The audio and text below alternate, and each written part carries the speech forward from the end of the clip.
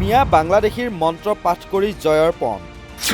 বিপৰীতে বাংলাদেশী খেদাত চূড়ান্ত ব্যৰ্থ হিমন্তৰ চৰকাৰ লাইভ আহি নিজ মুখে স্বীকাৰ কৰিলে এই কথা বাংলাদেশীৰ নাম লৈ সভাই সমিতিয়ে সংবাদ মাধ্যমৰ সন্মুখত লম্ফ জম্ফ কৰি থকা বিজেপি নেতাৰ মুখত যেন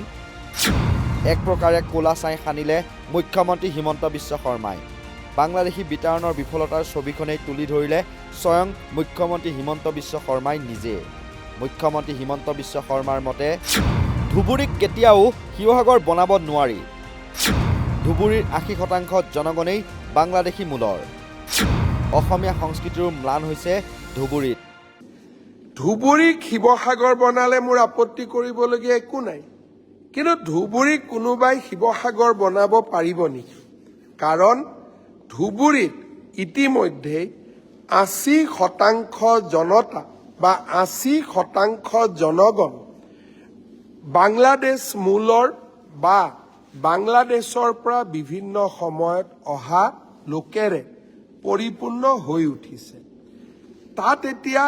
অসমীয়া সংস্কৃতিও ম্লান হৈছে আৰু অসমীয়া সংস্কৃতিৰ গৌৰৱ গাথা ইতিমধ্যে ধুবুৰী জিলাত সামৰণি পৰিছে মুখ্যমন্ত্ৰী মহোদয় চৰকাৰ আপোনালোকৰ জনতাই আপোনালোকক শাসনলৈ আনিছিল বাংলাদেশী মুক্ত অসম গঢ়াৰ প্ৰতিশ্ৰুতি দিয়াৰ বাবেহে কেৱল ভাষণৰ ফুলজাৰিতে সীমাবদ্ধ হৈ থাকিব নেকি বাংলাদেশীক খেদোৱাৰ প্ৰসংগ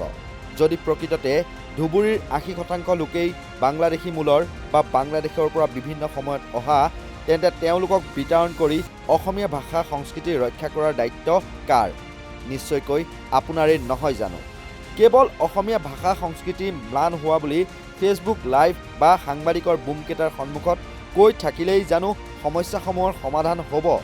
ৰাইজে আপোনালোকৰ মিয়া বা বাংলাদেশী খেদা ইত্যাদি নিকৃষ্ট আৰু তৰল ৰাজনীতি ইতিমধ্যে বুজি উঠিছে কল্পজ্যোতি শইকীয়াৰ প্ৰতিবেদন নৰ্থ ইষ্ট নাও